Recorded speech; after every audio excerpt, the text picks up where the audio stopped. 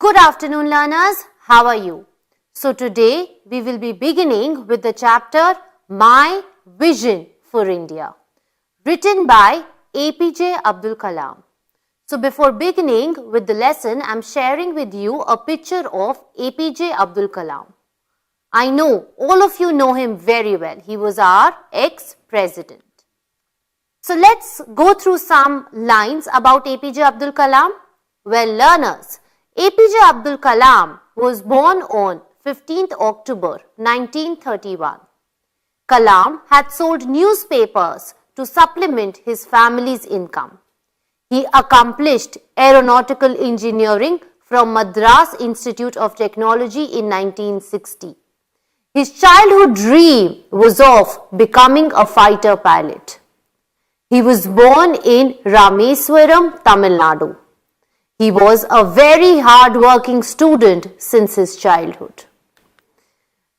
Apj Abdul Kalam joined the Defence Research and Development Organization as a scientist after graduation. He joined the Indian Space Research Organization in 1969. Kalam sir served as the project director of Polar Satellite Launch Vehicle 3. He had done outstanding work on the ballistic missile technology and launched vehicle systems. Learners, you must know that he played a very important role in Pokhran 2, India's nuclear test at Pokhran in 1998.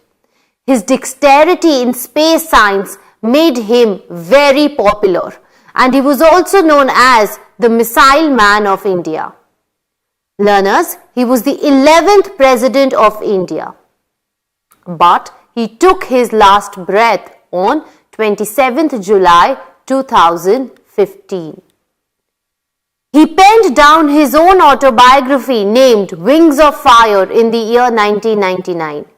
He was the prestigious Bharat Ratna awardee in the year 1997. Apj Abdul Kalam, learners, he was our favorite and he was also known as the People's President. On national days such as Republic Day and Independence Day, you must have heard speeches made by our leaders. These speeches inform us about the progress of the nation. They also tell us about new initiatives which the government plans to take for the continuous development of the nation. Do you feel inspired and enthusiastic when you learn about such speeches, learners? Do these speeches make you feel that you too should contribute a bit and make India one of the best nations in the world? Let's read the speech delivered by our former President Dr. Apj Abdul Kalam and know what his vision for India is. Before beginning with the chapter, learners, let's go through some learning objectives. At the end of the lesson, after completing the lesson, all of you will be able to identify an individual's role in India's development, use identical pair of words having different meanings in sentences of your own. You will also be able to use modals appropriately, and in the end you will be able to write descriptive paragraphs. Now learners, let's begin with the lesson. I have 3 visions for India. In 3,000 years of our history, people from all over the world have come and invaded us, captured our lands, conquered our minds. From Alexander onwards, the Greeks, the Turks, the Mongols, the Portuguese, the British, the French, the Dutch, all of them came and looted us, took over what was ours. We have not done this to any other nation. We have not conquered anyone. We have not grabbed their land, their culture, their history, and tried to enforce our way of life on them. Why? Because we respect the freedom of others. That is why my first vision is that of freedom. I believe that India got its first vision of this in 1857 when we started the War of Independence. It is this freedom that we must protect and nurture and build on. If we are not free, no one will respect us. We have 10% growth rate in most areas. Our poverty levels are falling. Our achievements are being globally recognized today. Yet we lack the self-confidence to see ourselves as a developed nation, self-reliant and self-assured. Isn't this incorrect? My second vision for India is development. For 50 years, we have been a developing nation. It is time we see ourselves as a developed nation. We are among top 5 nations in the world in terms of GDP. I have a third vision. India must stand up to the world, because I believe that unless India stands up to the world, no one will respect us. Only strength respects us. We must be strong, not only as a military power, but also as an economic power. Both must go hand in hand. My good fortune was to have worked with 3 great minds. Dr. Vikram Sarabhai of the Department of Space, Professor Satish Dhawan, who succeeded him, and Dr. Brahm Prakash, father of nuclear material. I was lucky to have worked with all 3 of them closely and consider this the great opportunity of my life. I was in Hyderabad giving this lecture when a 14-year-old girl asked me for my autograph. I asked her what her goal in life is. She replied, I want to live in a developed India. For her, you and I will have to build this developed India. You must proclaim India is not an underdeveloped nation. It is a highly developed nation. You say that our government is inefficient. You say that our laws are too old. You say that the municipality does not pick up the garbage. You say that the phones don't work. The railways are a joke. The airline is the worst in the world and mails never reach their destination. You say that our country has been fed to dogs and is in absolute pits. You say and say and say. What do you do about it, learners? Dear Indians, I am echoing J.F. Kennedy's words to his fellow Americans to relate to Indians.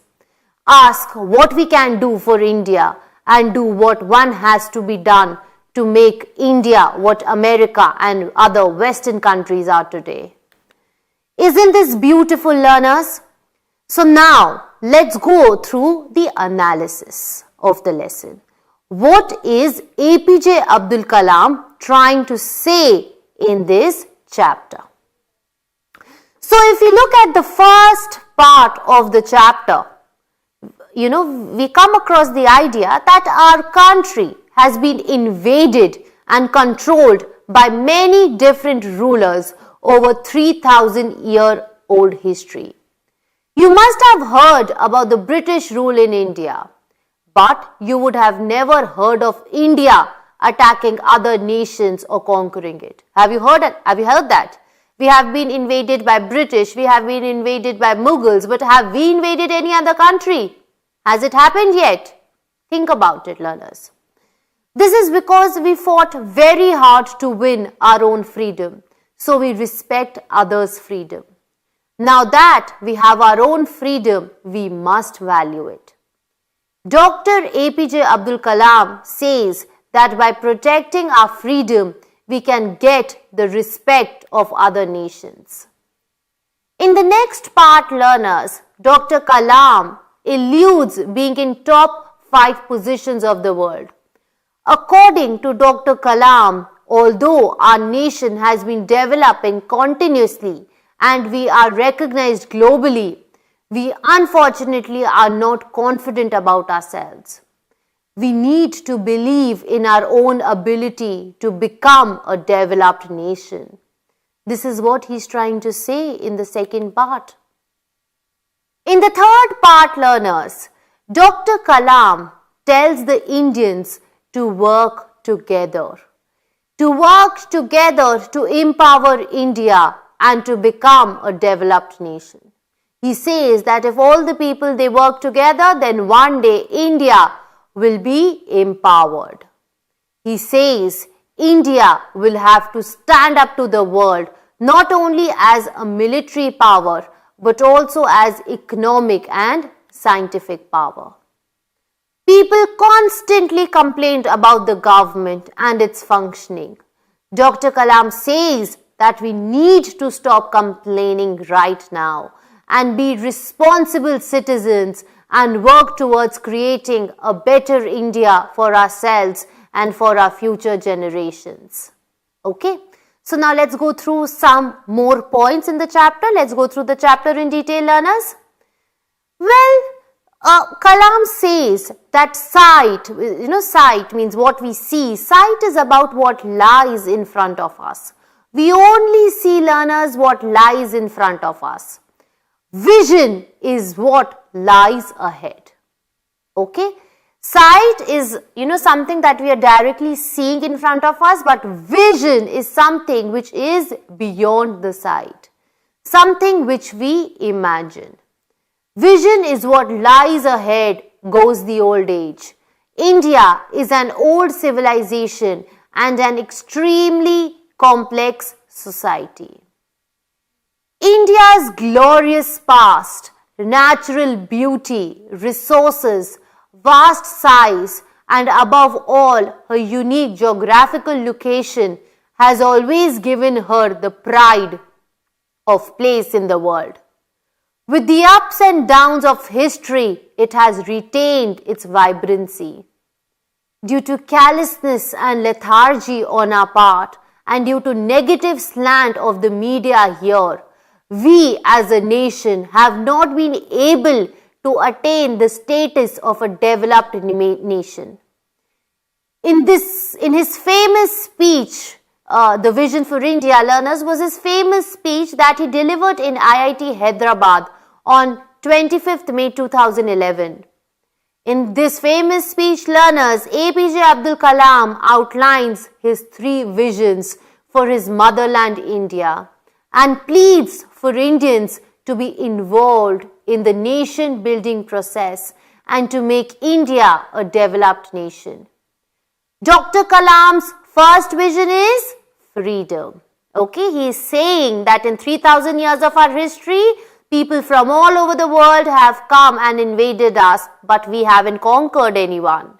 Why? Why haven't we conquered anyone, learners? Because we respect the freedom of others, and that is the reason for his vision of freedom.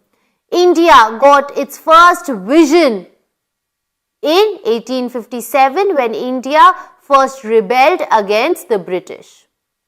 It is this freedom that we must protect, nurture and build on. So what is Dr. Kalam's first vision? His first vision is freedom. His second vision, learners, is development. We have been a developing nation for 50 years, and so it is time to see ourselves as a developed nation. In terms of GDP, we are among the top 5 nations of the world, but still, every day we are improving.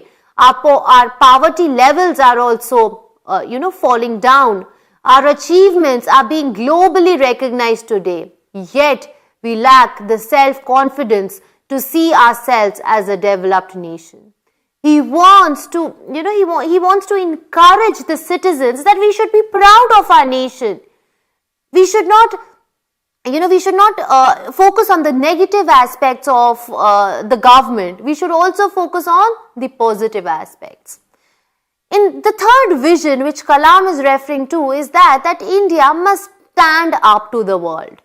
India must stand up to the world unless India stands up to the world, no one will respect us. So we as citizens of India should stand up. Unless we don't respect the world, nobody will respect us. Unless we don't respect our own country, we don't respect our government, nobody will respect us. So he is encouraging the citizens of India to respect India, to have complete faith in our government. Only strength respects strength. We must be strong, not only as a military power, but also as an economic power. Military power and economic power both must go hand in hand. He's also talking about the nation's obsession with foreign things. Dr. Kalam is surprised at the people's obsessions with foreign things. We want foreign TVs, foreign shirts, foreign technology. There is an obsession for everything that is imported. According to Dr. Kalam, self-respect comes only with self-reliance. These days, our Prime Minister Modi is also talking about Atmanirbhar India. So this is what self-reliance is. Okay? And self-respect comes only when you are self-independent, when you are self-reliant. In India, we the people, we blame the government for being inefficient, the laws for being too old, the municipality for not picking up the garbage, etc. But what do we do about it? We start comparing ourselves with overseas, with other countries. For example, we say, in Singapore, you don't throw cigarette butts on the roads. You wouldn't dare to spread beyond, you do not dare to speed beyond 55, kilometers per hour in Washington and tell the traffic cop about your heavy political connections. You don't do it. So why do you do it in India? When you go overseas, you don't do stuff on your own. You do not, throw garbage on roads. You do not overspeed. You do not boast yourself in front of the traffic police. Why do you do it? Okay, you do not spit on the roads in Tokyo. Do you do that? Why do you do it in India? And when the same Indians can respect and conform to a foreign system in other countries, why can't we do it in our own country? This is what Apj Abdul Kalam is talking about. If we can respect other countries' norms, if we can conform to the foreign system, why can't we do it in our own country? Here, learners, what do? You will throw papers and cigarettes on the road.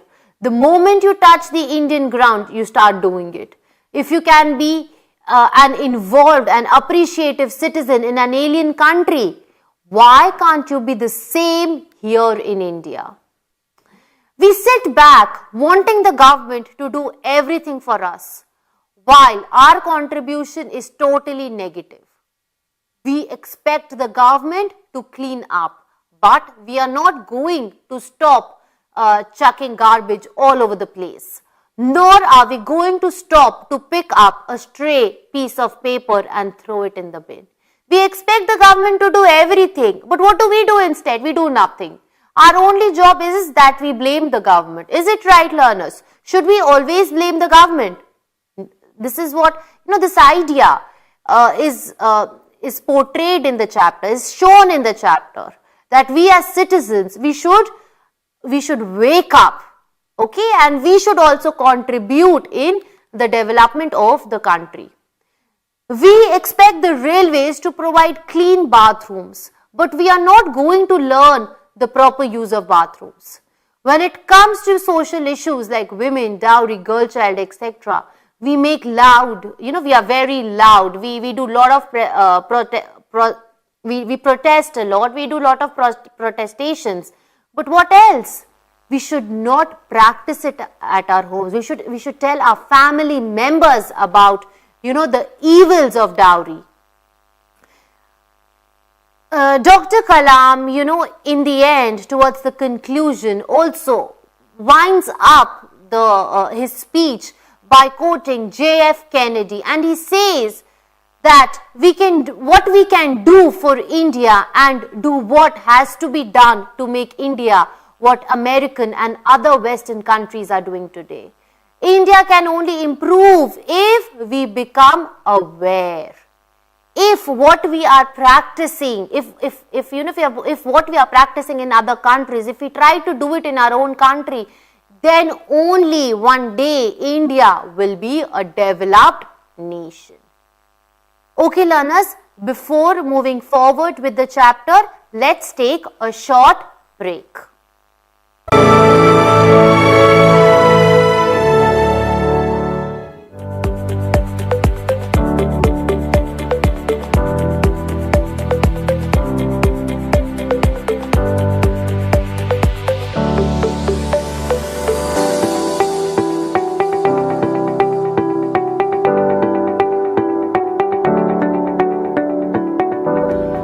NIOS, the largest open distance learning system in the world, promotes optimum use of educational technology with a motto to reach the unreached and deprived learners nationwide. NIOS also emphasizes the development of self-reliant India with quality education for the masses by meaningful innovations. NIOS has launched Virtual Open School or VOS platform to provide quality, affordable education to the enrolled learners. This platform has various flexible features. Learners will be able to participate in the live classes on this platform. Trained teachers from across the country will be able to interact and clear doubts of the learners related to their respective subjects online. The recorded videos will also be available on this platform for the learners who missed their live sessions. Learners will also get the facility to submission of online TMA, tutor marks assignment, as well as they will get feedback after the assessment, online examination and practicals direct from home through virtual labs on this innovative platform. This platform is also equipped with artificial intelligence based remote proctored examination and certification facilities. Not only this, learners can get information of Indian knowledge tradition, artificial intelligence, cyber security, mobile technician, retail management, yoga, beauty therapy and many more such courses.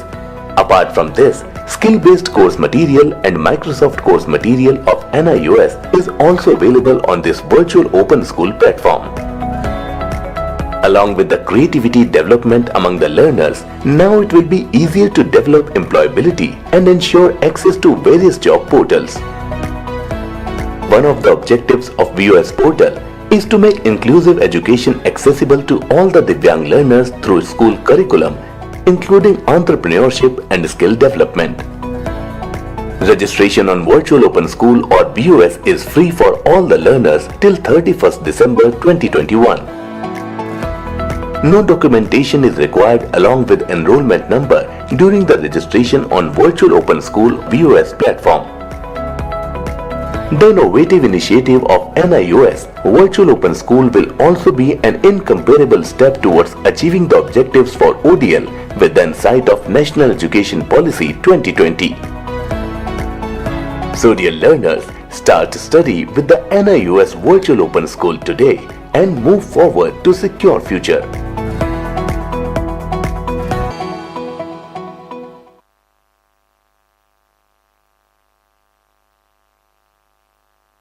Welcome back, learners. So before the break, we were discussing the chapter, The Vision for India.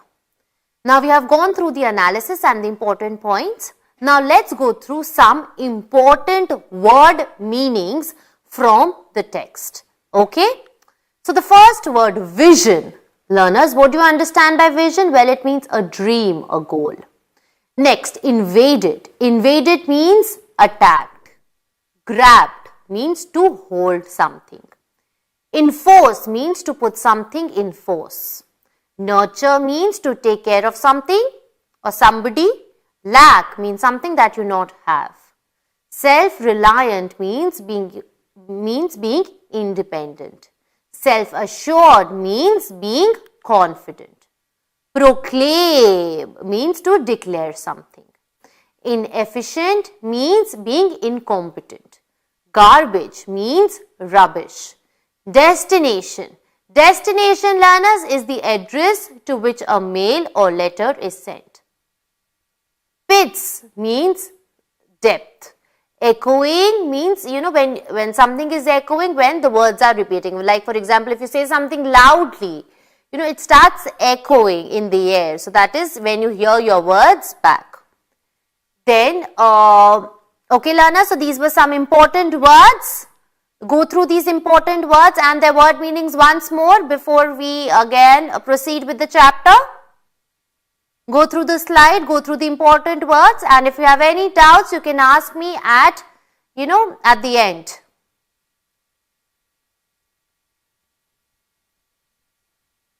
Okay, learners. Now let's go through some words. Well, I'll be sharing few words with you, and these words convey different meanings. Okay.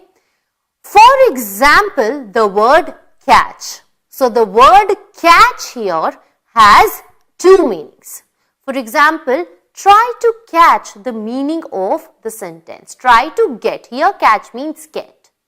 And the final match was lost when Ramaswamy dropped the important catch of Raman Mangalam. So this is in context of the game cricket. So here the word catch has two meanings. The next word goal. Okay. Udhyana's goal is to become a judge. Her ambition here, goal, her ambition. Udhyana's ambition, her dream is to become a judge.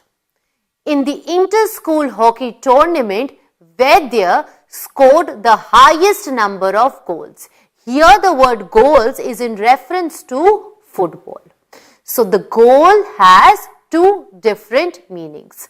These words are also known to be called as homographs. Okay, so you can look for homographs and look at these words. Next, note. Amina Banu noted down her homework carefully. Okay, noted down, she wrote down her homework carefully. The government has released a new 500 rupee note. Here note means cash. Okay. Next, post. Mridula went to post a letter. Okay. She, post office post. This is in context to post offices that she had posted a letter. Why don't you apply for the post of a legal advisor in a nationalized bank? Here post means designation. So there are many words which have different meanings. So now learners, look at this exercise. And now you have to tell me the odd one out, the word which is the odd word from each set. Look at the slide. So if you look at the first part, confusion, congestion, chaos, order. Which is the odd one out, learners? Tell me. Very good. The answer is congestion. Confusion, chaos, disorder, they have very similar meanings, but congestion means a place which is overpopulated. Next, brave, courageous, bold, cheeky. Which is the odd one out? Which word is odd one out? Excellent. It's cheeky. Next, invaded, captured. Good. Hiba is replying. She's replying. Very good, Hiba. Very good. I can see your answers. Next, but your answer is incorrect. The odd word out here is cheeky. So please, but good. I like your effort.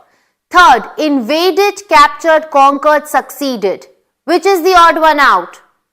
Which word is the odd one out? Excellent. It's succeeded. Because invaded, captured, conquered, they all mean same. Very good, Hiba. Good. Next, vision, idea, suggestion, dream. Which word is the odd one out? Very good. It's suggestion. Vision, idea, dream, they all mean the same thing, Hiba. Okay? But suggestion is completely different. You suggest somebody. You give your opinion. Okay? Then last part, advance, promote, forward, farther. Which is the odd one out? Well, it is farther. Okay, farther means something which is far off. Very good, learners, you did a good job. Now let's proceed forward.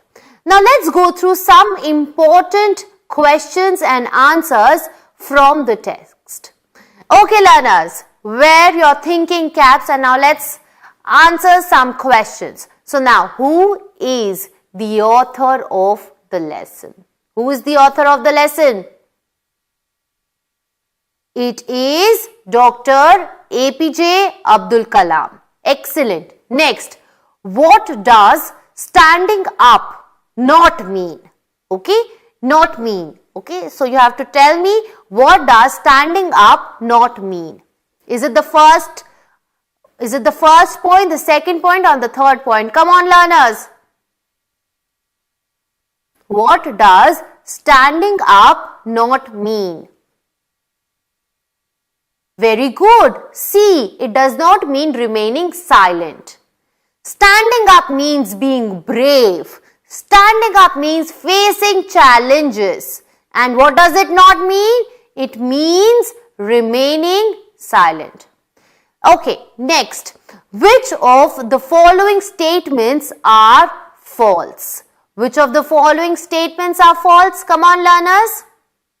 If you have read the chapter and if you have gone through the chapter with me, you will answer the question. Okay. Which of the following statements are false? If we are not free, no one will respect us. India must stand up to the world. I want to live in a developed nation. I want to live in a developing nation. Which is the false option here?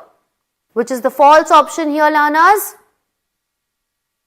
In reference to the chapter, my vision for India? Excellent! Hiba, very good. D is correct. Very good. Kanishk, very good. Hiba, very good. Okay, now let's move forward. State the impact that the invaders had on India. Why have we never invaded other countries? I believe that India got its first vision of this in 1857. What is Dr. Kalam referring to? What, according to Dr. Kalam, should Indians protect, nurture and build on? Okay, learners, go through these questions and then we'll discuss the answers. Go through these questions first.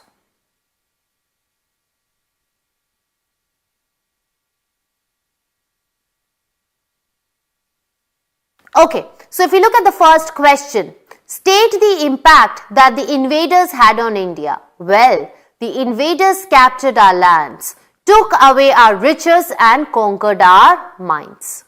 Isn't it? Is it correct? Okay, next. Why have we never invaded other countries? Well, learners, we have never invaded any other country because we respect the freedom of others. Third question. I believe that India got its first vision of this in 1857. What is Dr. Kalam referring to here? Well, Dr. Kalam is referring to the uprising of 1857. He says so because the uprising is considered as the first war of Indian independence, the first revolt of 1857. You must have studied this in history, right? So that was when India saw the first vision of freedom. What, according to Dr. Kalam, should Indians protect, nurture and build on?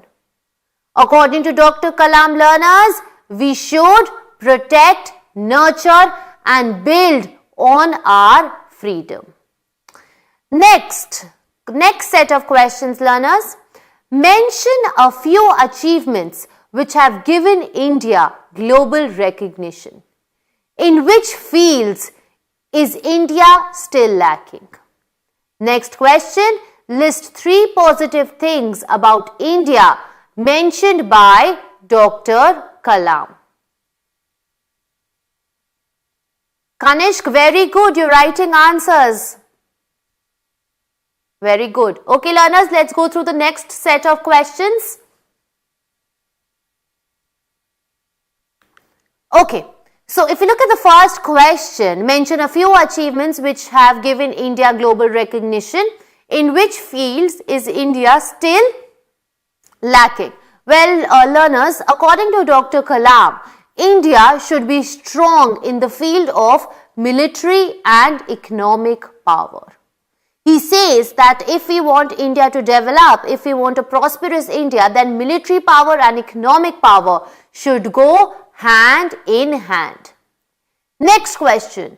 List 3 positive things about India mentioned by Dr. Kalam. What are the 3 positive things mentioned by Dr. Kalam about India? So, the first point is that he mentions about the 10% growth rate in most areas. He talks about global recognition of India and in the end he says that India always respects other countries, and India believes in the freedom for all. Now learners, well, in the chapter, if you look at the back exercises, you may come across modals. And what are modals, learners? Well, modals are special verbs that are different from normal verbs. They are never used alone and are always followed by a principal verb, by a main verb. They provide additional information about the main verb. So basically they are used to express certainty, possibility, willingness, necessity, ability and obligation. Modal verbs show possibility, intent, ability or necessity because they are a type of auxiliary verb. And what is auxiliary verb? They are helping verbs. They are used together with the main verb of the sentence. So some examples of modals are can, should, must. Modal verbs can be very tricky, especially when it comes to using them in a sentence. So learners, I am sharing a table with you where I am sharing the positive form of the modal as well as the negative form of the modal. For example, the positive form will becomes will not or won't. Would becomes would not or wouldn't. Shall becomes shall not or shan't. Should becomes should not or shouldn't. May becomes may not or mayn't. Might becomes might not. Can becomes cannot or can't. Could becomes could not or couldn't. Must becomes must not or mustn't. Have to becomes don't have to. Need becomes need not or needn't. Ought becomes ought not to or oughtn't to. Dare becomes dare not or daren't. Used to becomes used not to or didn't used to. So look at this table, learners. Look at the positive form of the modal as well as the negative form of the modal. These are a few examples of modals that I am sharing with you. And what are modals, learners? Like I have shared before, well, modals are auxiliary verbs and auxiliary verbs are helping verbs. Okay, go through the table. It's very good for your own understanding, and if you want, you can make notes of the table.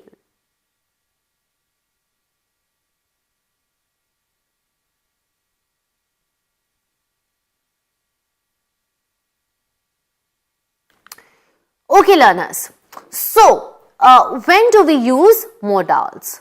What special conditions do modal verbs shows? So, here is a list of situations where we use modals. For example, when some things seem likely to happen, then we use modals. Modals like must, should or could are used to show a situation of likelihood, probability without any certainty. Next, if you want to show an ongoing or habitual action, then also we use modals like would or will. Okay? If we are explaining a possibility, learners, then also we use modals like could, may or might. The examples have been shared with you. Judging by the clouds, it might rain today. So there is a possibility that it might rain. So when there is a possibility, we use modal might. She may become the youngest pro soccer player ever. So here we are using may which is a modal, and it is used to show possibility. Next, if we are requesting something, okay, if we are requesting somebody to do something, then also we use modal. Modal like will, would, can, could is used when we are requesting something. For example, would you get that box off the top shelf, or will you turn that music down? We are requesting somebody, so we are using modal will, would, or we can also use can or could. If we are suggesting something to somebody or giving somebody an advice, then also we use modal like should. Okay? So for example, you should try the pizza. The guy should wear less perfume. We are advising this to somebody. We are suggesting this. So we are using the modal should. If we are giving command to somebody, if we are ordering something, then also we use modals, and modals like must, have to or need to are used when we order somebody. For example, we can say, you must wash your hands before cooking, or you need to be here before 8 o'clock. We are ordering this to somebody. So we are using modals like must, have to or need to. Obligation or necessity, where something becomes a requirement, a duty, an obligation, then also we use modals like must, have to or need to. Ability, when we are, for example, we use modals like, we use modals like can't or cannot when we are portraying that we can't do this. Okay, when we demonstrate something which we cannot do or do, then we use modals like cannot or can't. She can speak 3 languages, but none of them well. You can lead a horse to water, but you can't make a drink. When you can do something or you cannot do something, your ability to demonstrate and, to demonstrate an action, when you do that, you use modals like can or cannot or will not.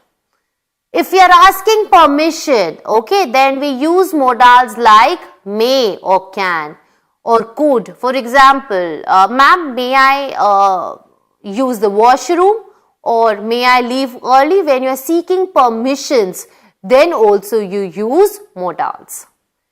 Okay, learners, so we are through with the grammar part. So now let's go through some important points in the text, and in the last 10 minutes we'll discuss your queries.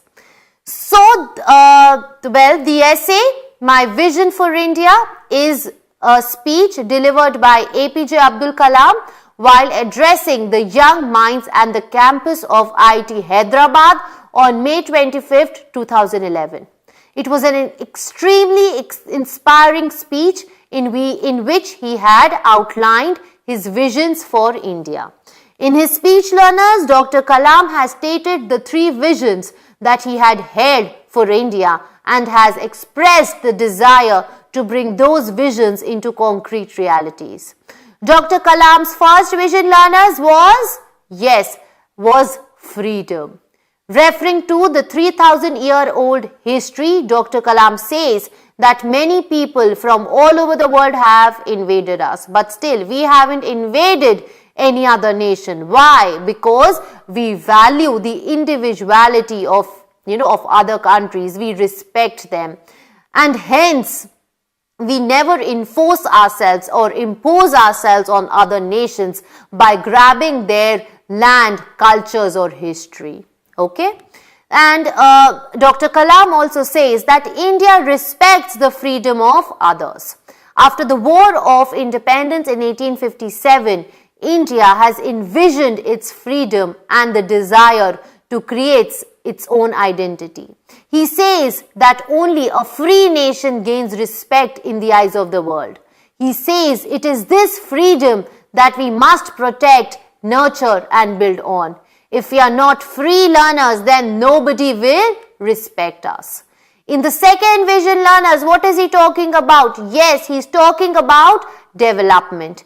He says that it's been 5 decades that India has been a developing nation, and he feels that it is time that we progress into becoming a developed nation. He says that the economic health of India is positive. For instance, India stands among the top 5 nations in the world in terms of GDP, and most sectors have witnessed the growth rate to 10%. Poverty levels are decreasing and India's achievements are being recognized globally too. Despite so many achievement, learners, we still trail behind as a developing nation. The reason behind is that we lack self-reliance and self-assurance. Due to this, there is a dearth of self-confidence. We fail to see ourselves as a developed nation. Hence, we need to believe in ourselves, learners, and become one among the developed nations. His third vision, learners, what is he talking about? Well, stating his third vision, Dr. Kalam wishes India to be standing up to the world, for he believes that only strength gets strength. To become a strong nation, the military power as well as the economic power should progress hand in hand. And if we do that, only then we will be powerful. So these are some visions that Apj Abdul Kalam is talking about in his chapter. Okay, before proceeding forward, learners, do you have any doubts?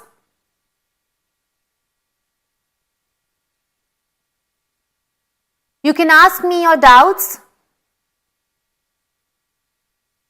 Learners, you must remember that we all must do the necessary actions to achieve Dr. Kalam's vision of the country. We must abide by whatever he is saying.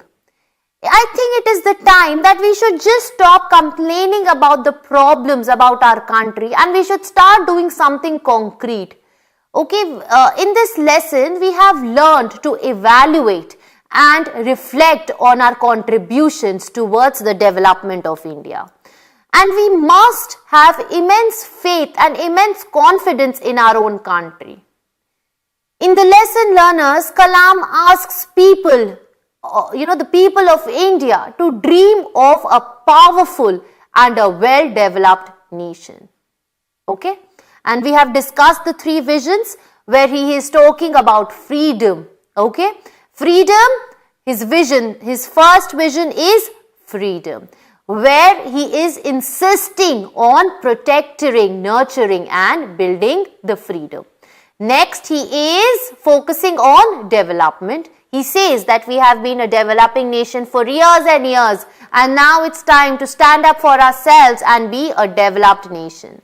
And lastly, learners, he wants the citizens and their achievements to be recognized, and we must be self-reliant. We must show self-confidence in whatever we do, and only if we are confident, then only we'll be respected by others. His third vision, learners, is strength. And strength, he says that if military power and economic power, if they both go hand in hand, then only we'll be able to be a powerful country. Learners, we generally do not recognize our own freedom and we take our country for granted, but this should not happen. We should always magnify the weakness. We always do that. We magnify the weakness and ignore the strength of our country. We should not do that. We should, we should not be obsessed with foreign things and foreign technology. We should have immense faith in our country's laws. We should have immense faith in the rules which are there, and we should abide by all the rules. And if we do that, if the younger generation does that, then only one day, and that will be very soon, that we will be a developed nation. We should not blame our government to be inefficient. Instead, we should stand up for ourselves and take the lead. We should take the lead and change the whole system altogether. Okay, learners, if you have any doubts, you can unmute yourselves and you can ask me your doubts.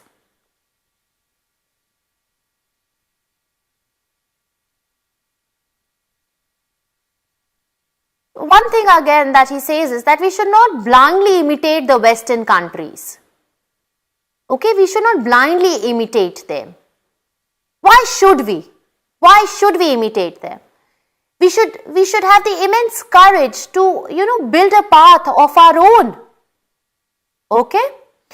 Okay, learners, this is it for today.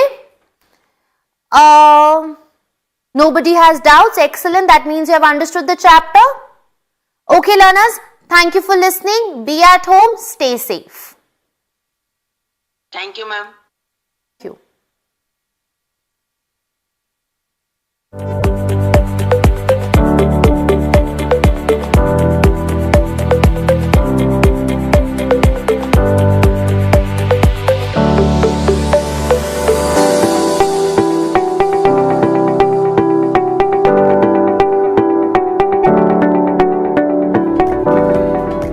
शिक्षा में नवीनतम शैक्षिक तकनीक का प्रयोग NIOS का सदैव एक ध्येय रहा है। मुक्त विद्यालय शिक्षण में सूचना तकनीक के साथ सार्थक नवाचारों से गुणवत्ता परक शैक्षणिक विस्तार के साथ आत्मनिर्भर भारत निर्माण की संकल्पना को बल देते हुए NIOS ने शिक्षार्थियों को गुणवत्तापूर्ण और सस्ती शिक्षा प्रदान करने के लिए एक वर्चुअल ओपन स्कूल लॉन्च किया है।